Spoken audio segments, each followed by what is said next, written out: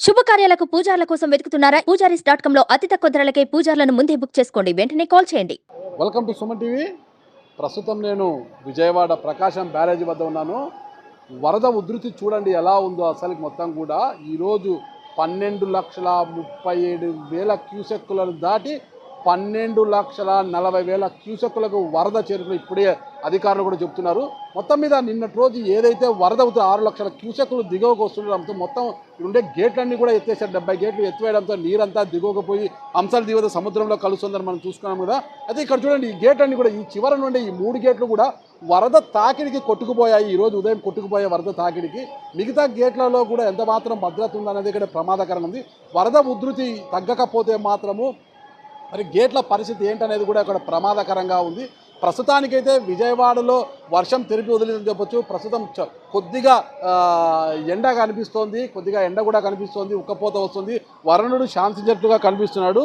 అయితే ఈ వరుణుడు శాంతించకుండా మరొకసారి ఉగ్రరూపం దాల్చి వరద మాత్రం పెరిగితే మాత్రము ఇక్కడ విజయవాడకు ప్రమాదం పొంచి ఉందని చెప్పవచ్చు. ఇప్పుడు సేఫ్టీ వాళ్ళు ఉండడంతో, రిటైనింగ్ వాళ్ళు ఉండడంతో కాసింత ప్రమాదం నుంచి తప్పించుకున్నప్పటికీ బుడమేరు వాగు పొంగి పొర్లుతుండడంతో విజయవాడ నగరంలో చాలా కాలనీలు కూడా నీటిమయం అయిపోయాయి. అయితే ఇదే వరద అయితే కృష్ణమ్మ కూడా పొంగి పొర్లి రిటైనింగ్ వాల్స్ ఒకవేళ తెగిపోతే ఊర్లలోకి వచ్చే అవకాశం ఉంది. అయితే ఇప్పటికే ప్రత్యేక హెలికాప్టర్లో ఎన్డీఆర్ఎఫ్ బృందాలు కూడా గన్నవరం ఎయిర్పోర్ట్ చేరుకొని 100 మందికి పైగా ఎన్డీఆర్ఎఫ్ బృందాలు ఇప్పుడే విజయవాడ చేరుకున్నాయి.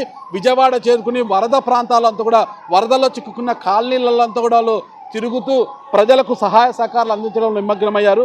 ముఖ్యంగా చంద్రబాబు నాయుడు గారు ఈ సమయంలో తీసుకుంటున్న చర్యలను అయితే అందరూ కూడా కొనియాడుతున్నారు. అయితే రిటైనింగ్ వాళ్ళ విషయంలో చంద్రబాబు నాయుడు గారు అంటే రాష్ట్ర ముఖ్యమంత్రి చంద్రబాబు నాయుడు మరొకసారి ఆలోచించాలని అయితే నగరవాసులు కోరుతున్నారు. మొత్తం చూడండి ఎంత ప్రమాదకరంగా ఉంది. ఏ రోజు కూడా నేను ఎన్నోసార్లు విజయవాడకు వచ్చాను, కానీ ఏ రోజు కూడా ఇంత వరద చూడలేదు. మొత్తం కూడా ఇసుక మేటలే కనిపించే ఈ ప్రాంతం అంతా కూడా, అలాంటిది ఈరోజు ఇంత పెద్ద ఎత్తున వరద కురుస్తుంది. మరి ఈ వరదను చూడడానికి బ్యారేజ్ పైన ఉన్న చాలామంది కూడా నిలబడి వీడియోలు తీసుకోవడము, ఫోటోలు తీసుకోవడం చూస్తున్నారన్నమాట. చాలా ప్రమాదకరమైన పరిస్థితి అయితే ఇక్కడ కనిపిస్తుంది మనకు. అయితే వరద ఉధృతి తగ్గాలనేసి, వరుణుడు శాంతించాలనేసి విజయవాడ నగర ప్రజలు కనకదుర్గమ్మకు మొక్కుతున్నారన్నమాట. ఎందుకంటే వరద పెరిగితే మాత్రం విజయవాడకు ప్రమాదం పొంచి ఉంది కాబట్టి. సుమన్ టీవీలో మీ పర్సనల్ అండ్ బిజినెస్ ప్రమోషన్స్ కోసం కింది నెంబర్కి కాంటాక్ట్ చేయండి.